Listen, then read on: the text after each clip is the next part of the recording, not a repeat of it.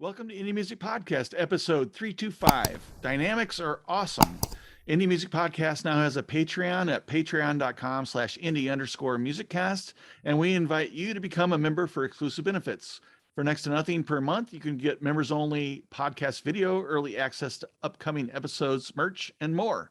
This morning, Matt and I get together for coffee and talk about a recent material that we've been working with that's been so fun due to the material's dynamic nature.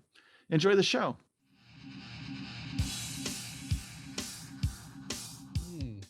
Hey, check you out. Hey, good morning. Good morning. What's you got your going on? band shirt on. Nice. What's this? Black cholera? Black Cobra. Cobra. Yeah. I thought it was some kind of like disease. No. But it would be a fitting name for, like, some type of metal band. So Yeah, well, it is a metal band, but they're more I think they should have doom gone with than black cholera. black. There probably is a black collar. How are you, man? Oh, good. Good. Just kind of having a relaxing morning. Really, nothing really to speak of. Coffee. Well, that's nice. That's it. Yeah. Coffee and the puppies. I've been very busy with Oh, right. So. You have a new addition to your puppy family. Yeah, we have 2 new puppies. So 2 new puppies. yeah, we have 3 that's dogs right. now total. They came as a set. Yeah. Yeah, we did it. We were like, we can't break up sisters. So, and they don't. They're absolute opposites in every way. They don't look alike. They're completely different. And their mannerisms and everything. So yeah, they're definitely each little unique individuals running around. So that's cool. Keeping you busy. Yeah. Keeping you up late? No, they like to sleep. And no, yesterday was just a hard physical day. Oh, right. Because you're preparing the bed for a new hot tub that you're getting. That's true. Yep. And I have a little bit more to do. I had I had my contact out yesterday for a quick consult before it comes today, and he gave me a little bit of feedback and to-do items that I got to do today before it comes. So I'm actually myself and son and one of his friends and the owner of the company, who's a friend of mine, are going to go. I'll go pick it up together here this evening about 5 o'clock. And, okay. That's exciting. Yeah, I mean, I guess this thing weighs like 800 pounds. So holy moly! Watch your back, man. Yeah. But we've got. I mean, that's what he does. He owns a like spa and billiards. Really like the coolest store. And you walk in and there's like billiards tables and shuffleboards tables, and he's got all the outdoor patio furniture and the whole spa section, and then he also does like interior furnishings and stuff like that too. It's cool. Just like you could go in the store and spend hours and just I'm sure. And it doesn't hurt that he has a kind of a customer bar area. So that's funny. But yeah, anyway, I'm looking forward to getting this done, because there's nothing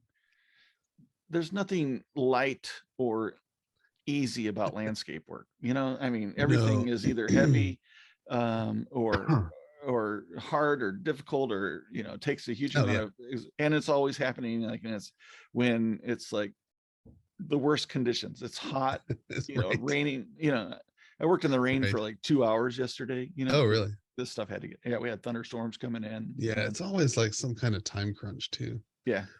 Yeah. So I'm going to be doing that after this podcast. I'm going to be doing some busting out the pickaxe and prepping an area that I'm going to build a ground level deck on. Oh, okay. Now, it's not flat. So do you guys have like that, what they call caliche in your area? Is the ground just like really hard packed clay, or? It's exactly what it is. Yeah. Yeah. Yeah. Have fun with that. Yeah. I'm going to soak it first. I should probably be doing that right now. Oh. Yeah, and there's tree roots, which are the real problem. But Yeah. anyway, first world problems, right? What else has been going on? Been mastering this week. Been Yeah, good. nice. I, I didn't really get a topic out of the work I was doing this week. Um, the A couple things that kind of came to me in kind of the way it were related to compression Hmm. and how little it needs to be for. I posted a video, I don't know if you saw it, of my compression, uh of the gain reduction, Okay. and the actual amount of gain reduction on the master track. Yeah. It's about 0.75 dB. Oh, um that's not much. and 0.5 to 0.75. And because with the master track, it has to be so subtle. um and so there's this like balance act of getting what you want out of the compression, Hmm. but not getting any pumping in any of the material. Hmm. Because that's really kind of a mix phase thing, and it's more things for specific groups or tracks Right. or something like that, but not in the master bus, unless I suppose, like, some EDM or something like that could benefit from it if that was like the case, but this is Yeah, not. I was gonna say. um and um so the trying to find that balance between getting that sweet spot of the compression and the glue that you're looking for Hmm. the entire stereo mix, um, but not overdoing it at all, Right. and um, it just is such a light touch. And so, yeah, I posted a little video about that, that's really just, it's like a gentle massage of compression. Um, Where'd you post it? I'll look for and it. it's on Twitter, Okay. and I think I posted to my, I might have posted my Facebook page. I think, can't remember. But I mean, it's Kind of it's not much. avoiding. It's just like a 15-second video just showing my meter. It's just like, because I was like, this is really all it is. Yeah. And I think there's a tendency, and even for myself, to want to overdo it because it sounds good. Um, Right. but in the final mix, it doesn't sound as good as if it is subtle with most genre that I run across. And this is, I don't really actually know, it's rock that I'm working with, but not hard rock or heavy metal, Yeah. or it's just it's rock. And I really like working with these. Um, I really do like working with rock and uh, jazz and blues and R&B and stuff like that. Hmm. There's something about working with the dynamics in those versus in heavy metal. The dynamics are always so pegged, and Yeah. and there's really no subtleties involved in that. And to be honest, it's not near as interesting as working um, with genres of music that need to breathe. And Hmm. Hmm. to me, anyway, because there's so much, I get to play with headroom. I get Hmm. to work with individual areas of the track that are overly dynamic. There's things to do other than pegging Sure. it. And um, it's not that I don't like working with heavy metal and stuff like that. It's just that it's not as varied. It's just like kind of applying the same kind of thing. Where in working with the more subtle singer songwriter, like I said, even folk, different types of instrumentals and things like that. Um, I will say that like heavy metal instrumental is different. Hmm. And that, yeah, it does get pegged, but there's a lot more room for me to work in that material. So I do like that. I have a couple of artists that I work with that do that, and it's like heavy guitar instrumental, and those have neat dynamics, because they're moving and there's things happening. And Right. I guess the thing is when it's a track that it's just like balls to the wall 100% the entire way through, there's not a whole lot going on other than making sure we're not clipping, and we're limiting the crap out of it to get it as loud as possible. And that's really the requirements. Yeah. I don't really work with a lot of that kind of stuff. That's just kind of like, I don't know, death metal kind of thing where it's like balls to the wall all the way through. But it's a interesting concept to think that when you have something that's meant to be that loud and in your face as a genre, as a style, then what's left to do is to work with the arrangement. And of course, this comes before you get it.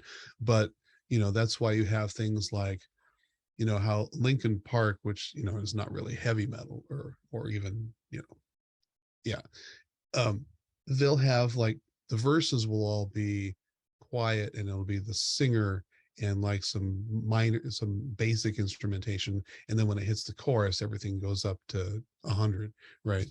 Yeah. So you're talking about when you have things that are going to be pegged, then you work with arrangement and have dropouts and have you know places where it's just the bass and drums, like the what they call the breakdown verse, where it's Right. just the singer, the bass, and the drums, and then that makes everything else seem louder and more in your face by comparison. So it's more to instead of working with sonic dynamics, you're working with arrangement dynamics, and that's a Yeah. different way of approaching If we could say that Tool is a genre, yeah, it. Kind of.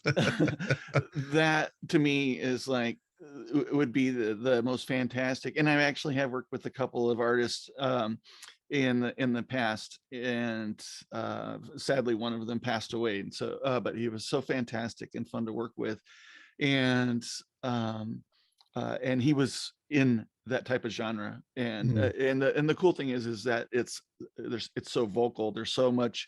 There is so much dynamics. There's so many different sections and builds and and I think that's what for me the songs that I like to listen to the most and the songs mhm, that I like to work with the most are songs that involve a lot of dynamic changes throughout mhm, the track. And and so that's volume, that's it's levels, it's intensity, it's there's all these, it's attack. mhm, There's so many different little things that can go on that affect the dynamics and the build and the way that I was just working on a track this week, and which is it's a lovely, beautiful vocal track with piano and drums and bass, and the vocal. Um, the thing that stood out to me the most was the way that the drummer, it was arrangement. Okay. okay, And I think that arrangement in most of the stuff is really maybe one of the most important aspects of bringing together a great track. And I agree. uh, um, the way that the cymbals and the vocals came together on this Hmm, was just amazing. Because like the vocals would have like a dynamic build, and behind that there was like a ride cymbal buildup, that was like right with the vocals all the way, and right on the money, hitting, hmm, in time, and the way that that felt, and the fun in working with it, because I had that dynamic range to work with, really made it a lot, just an enjoyable experience to master that song. hmm. So there's stuff like that that happens, and it could just be little things. In that case, it was just how the cymbals and the vocals were playing together. Um, you know, Yeah, let me ask you this. So when I master a track, and I feel like there's some places that could be improved, because when you're working with a mix, you're working with all of the parts, right? And you're working with the sum of all of the parts, but you're in the process of combining them. And sometimes when you're doing that, you don't necessarily um, get that final big picture of the whole two track and the rise and the fall and everything. Do you ever, because when I'm mastering a track, like I say, I will sometimes, if I feel like the chorus needs a bump, maybe I'll adjust the volume of the chorus like half a dB so it's even bigger than it was, or maybe even lower. So I use automation for this a lot, and I'll just like lower the part that precedes the chorus by just a little bit so that the chorus seems louder. Those kind of like minor arrangements, but those are also a little bit production, I yeah. guess is the word, because you're changing a little bit the dynamics of the journey of the whole song, as opposed to simply figuring out what compressor settings work without changing things too much. Do you know what I mean? Is that something that you do too? Well, With the mix Producing engineers demand. that I work with, I haven't really had a need to automate any levels through Hmm. that. I mean, sometimes, but generally speaking, that's really taken care of for me. And I just happen to Hmm. I have the pleasure of working with some really good, really good mix engineers who also have a very strong skill set in arrangement. And and so that stuff is already kind of there, you know. Hmm. And I most more often than not don't have a need to in the master to automate levels. You'd be, you know, to work with the certain sections of the song because it's already dealt with. I think maybe more in the individual artist um, area where I'm working with someone who's mixing from home and things like Hmm. that, then there's probably more of a chance to work with them on it. But the way that I usually do that is allow them to do it.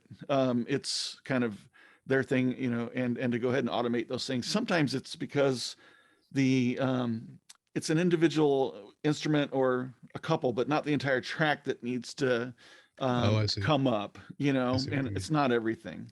Now, conversely, from the mastering perspective, while I don't have control over individual tracks and things like that, Hmm. I have control over individual areas of bandwidth and where Right. those those tracks are living, you know, and sharing space and things like that with others. Guitar and vocals are all hanging out together, and the bottom of the bass guitar and maybe the toms and maybe kick a little bit, Hmm. kind of share space, things like that. And then there's the harmonics, that coming up from there that, so you've got like the mid and the guitars and vocals, but you've also got this, maybe 5K to 8K range, which is harmonics that are related to what's going on, but you're also starting to hit into the uppers there and some of the cymbals and things. And so the way that you work with those, anyway, the point being that if I do want to have the vocals come up and it works out good with other instruments in that range, I do have control over over manipulating those and how they. Now if the song is already arranged and those levels are coming up as the mix engineer wanted, I can and I feel that they need some more, I can usually achieve that through EQ Yeah, because their levels are already doing what we want. It's just that they're not in front of the mix as much as we might like, and I can I work see. with like that.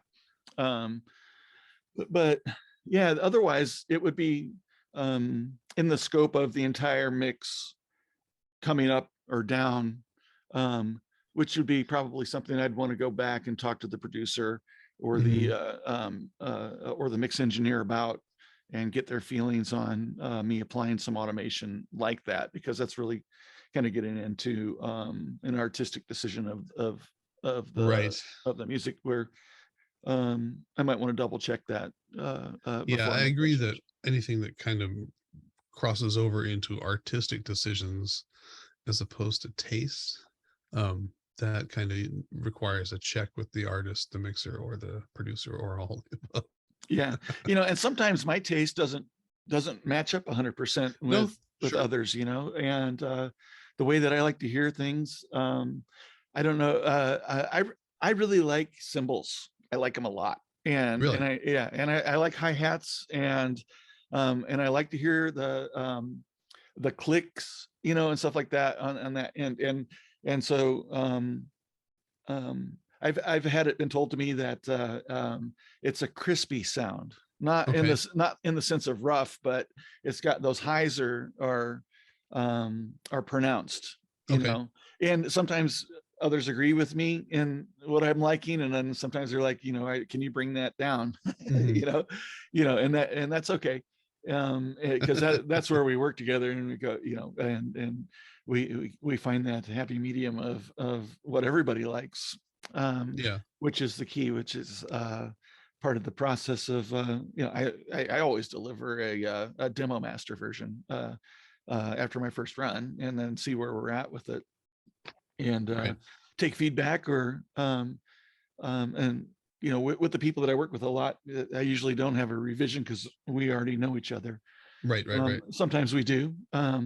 It is an iterative process. Yeah, I never do a thing. It's a funny thing, and I've tried to reconcile this with myself, because this is true of mixing and mastering. Like, you want to do your best work while also realizing that no matter what you do, they're going to probably come back with an ask. yeah, yeah, and that's okay. And oftentimes the mastering process reveals things, Sure. and they'll listen to it and go, oh, I'm going to do another take on the guitar. I'm hearing some stuff that, Yes. or whatever the case may be. Because things are revealed, which is interesting, but that's great, because as we go through that process, we're making this product better, as good as, and that's the goal in the end, is to release the absolute best product that you Best are possible version. capable of, Yeah, and that just happened to me the other day. I mastered something, and the artist was like, "Whoa, there's this thing in there that I didn't hear before now, and let me fix that and give you another version." yeah, So yeah, so that literally just happened to me. It's funny because I'm like, and here's the other thing is that to me it sounded great, but it didn't line up with because they're the artist, and so they know in their head what they think it's supposed to sound like, and all I'm doing is taking what they've given me and making it sound like what I think what they gave me should sound like. Do you know what I mean? So yeah, there may be a little disconnect there between what they want it to sound like from their vision and what I want it to sound like from what they gave me. So when she heard something that I wouldn't have known because it was already there to me, but to her she didn't know about it, right? You know what I mean? yeah. I don't know if I'm explaining that right, but Well, there's a lot of times where there's things going on, and that if you isolate mid and sides, and cue those separately, and Mhm, audition them, oftentimes you will hear most all of your reverb and spatial stuff going on in the sides, right. and if you're working with the sides, independently of the mids, you have the opportunity to bring more out of that, for the stereo image. And Mhm. oftentimes that's more reverb, for whatever, Yeah. and so I've had tracks come in where I sent it back, sent back a demo when I was done, where there was stuff going on in the final master that was inaudible, Okay. in which was, it sounded badass. And I sent it back. I said, this is different. I don't think it's what you expect, but wow, there's stuff going on in here that wasn't being revealed in the track. And so and maybe people don't realize it, but in the mastering, there is an opportunity to find cool things and Mhm. and bring them up. It just Yeah. depends where they are, and how you can manipulate them, and always what effect does it have on other stuff. But when you have things like that are isolated into into one side of the channel or the other, that the key is, if you're able to isolate it to a certain Mhm. extent, then you can like emphasize it if you want to. Yeah. And this was a kind of a trap hip hop thing that had this kind of cool groove going, and then it had some hard panning on like some of the synth snare stuff that it had in it, which had a Mhm. bunch of effect on it. And when I was able to isolate that and bring it up, it brought out this quality in the song that I was like, wow, this is really did it. I mean, for me, this was like what I was looking for. And so I sent it back and they accepted it. They're like, oh, we don't even know where that came from, but it That's was in funny. there. So because they had never heard it in their mix, you know, Oh yeah. That's because so weird. I had a dream about something exactly like that last night, about adjusting somebody's mix and making something louder to the point where stuff that wasn't audible before was there. It was like a horn section yeah, that it's told me was there, but they didn't hear it. And then I brought it up. I just remembered that. It was such a weird dream. yeah. But anyway, so that's some of the fun. But I think there's as I was saying, having dynamics to work with. I think I don't know if all mastering engineers would agree with me or not, but for me, that's the funnest thing to have available to me is range of dynamics in the Hmm. song to work with, and in some cases it can be problematic, if um, transients are just almost clipping or something like that, where Hmm. they're and there's so much different than the core material, if you will. Yes, I know Um, what you mean. but that's just it's not that big of a challenge, and there's that's one of those things. If I give you a tip here, would be not to try and do it all in one place, and to have multiple steps of dealing with a huge transient peak Hmm. that's surrounded by real low level stuff, Yeah. and because that's something that you'll definitely get pumping on your low level stuff, because it's triggering, and it's harder to side chain on the stereo track, something like that, to isolate that, um, you know, at least with the gear that I have. And um, so the potential for um, getting some undesirable effects in that kind of thing. So Right. You want to do a series of smaller moves, like yeah, what I've heard called like the limiter sandwich, where you'll do a limiter doing a little bit and then an EQ and then a limiter doing something else. And then that way each one's doing a little bit. So the overall effect is more smooth and gentle rather than like hammering down those transients and possibly having some yeah. other unwanted effects. Sometimes I'll throw a limiter on before everything, Mhm. and then do my normal stuff. But that first limiter is just really to tame that down. That would be in this scenario. I would probably choose to do that, but not much. Yeah, it's really just kind of starting to tap the peaks, Mhm. and then master as usual. Do whatever the track needs, and then catch another layer of peaks in that in compression, Mhm. um, and do that real nice and subtly, and then have the final stage of limiting where you're setting all your volume, there to kind of do the final softening, of those peaks. So 3 levels in that case, for a really strong peak, normally we'll get it.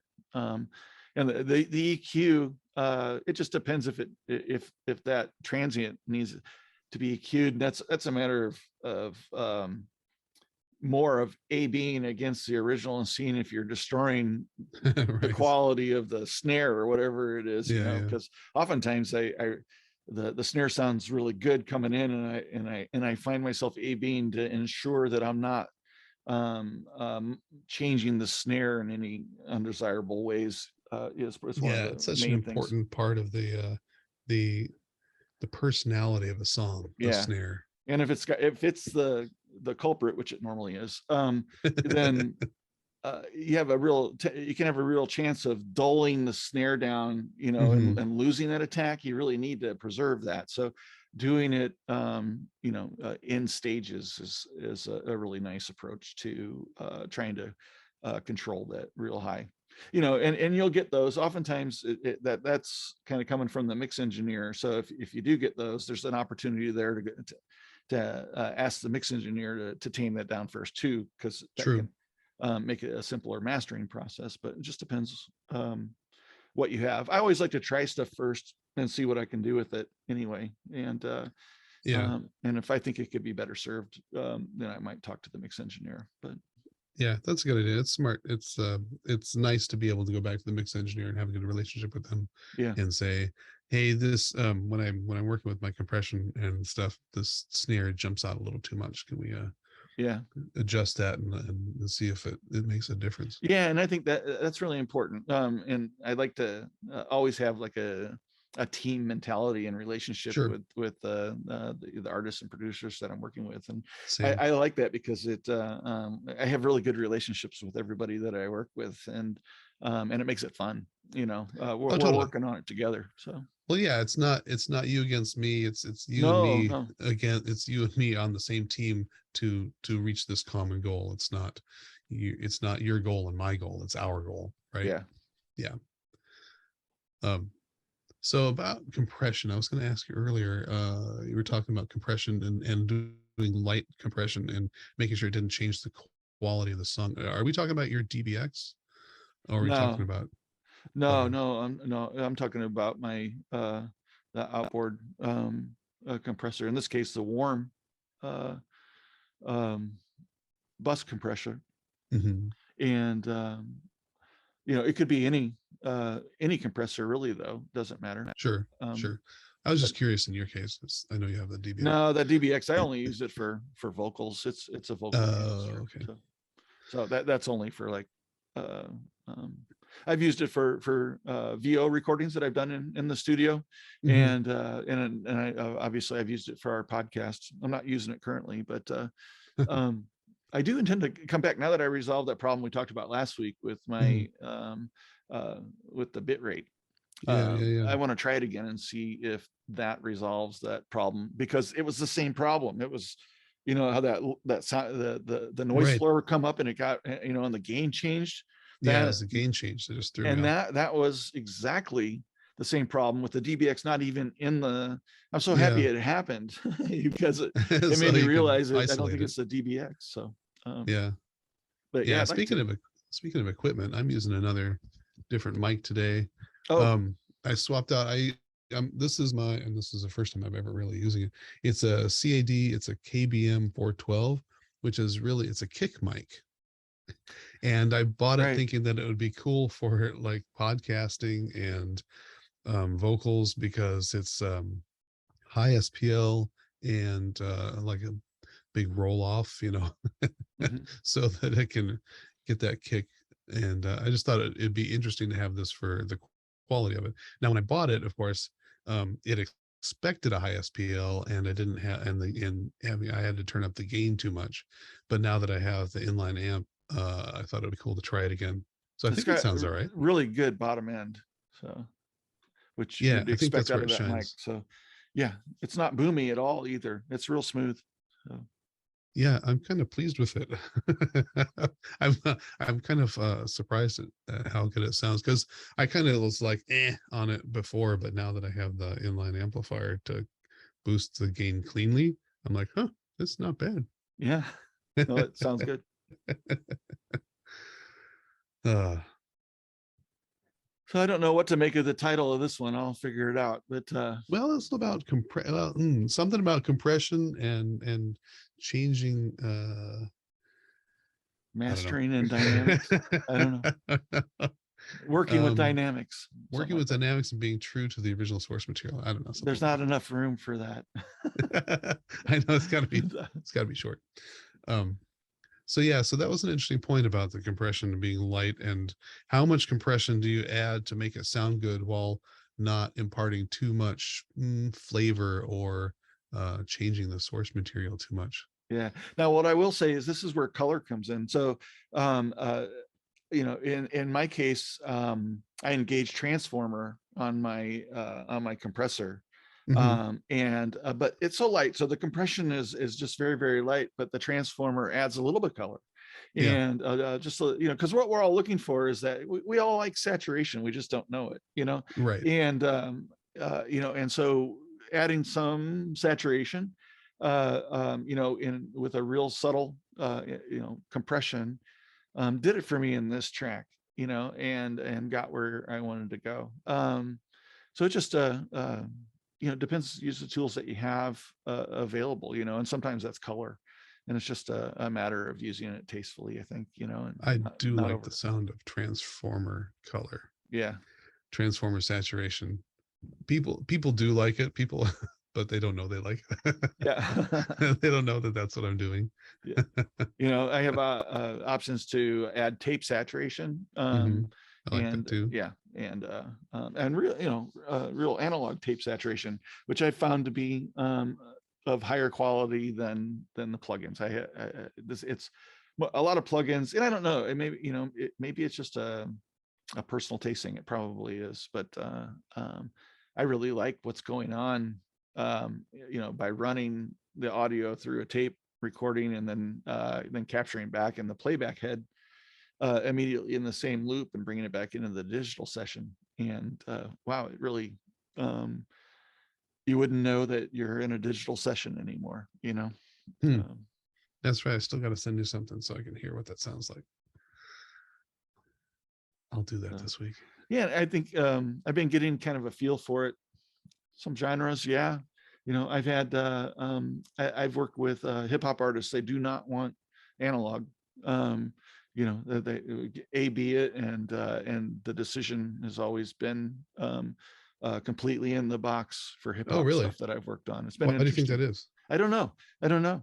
It's there's the sound. It's They um, like that clean, crisp, modern clean, crisp, sound. modern. Yeah, and I think that's Yeah, what it is. I can see that. Um, you know, for lack of any better description, I think that that's I exactly what like it that is. for some things, but boy, I got to tell you, you know how they say that your musical taste basically is arrested at age 14. Yeah. That's a rule. Those guys, yeah, can't argue that.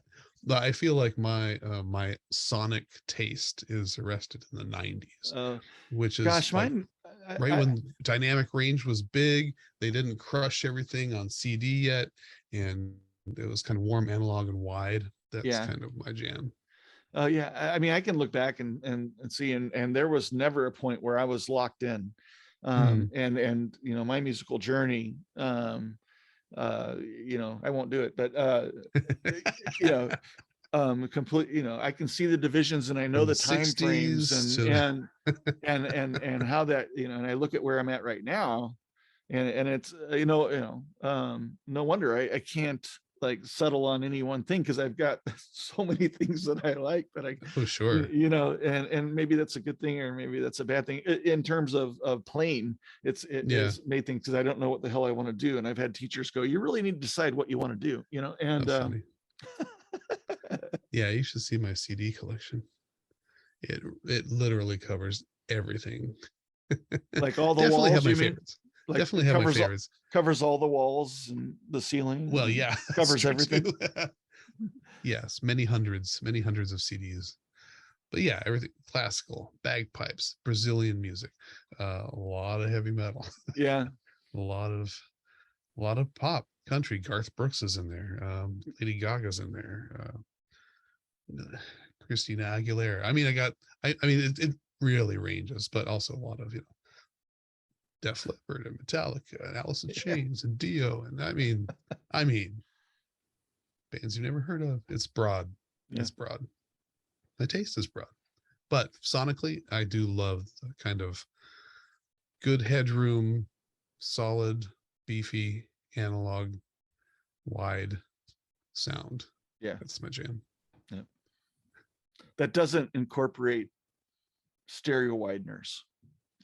No, that just makes me go like this now. I kind of go, and that includes some of my old stuff when I was experimenting with stereo widening. I've been so impressed with the mixes I've been receiving lately.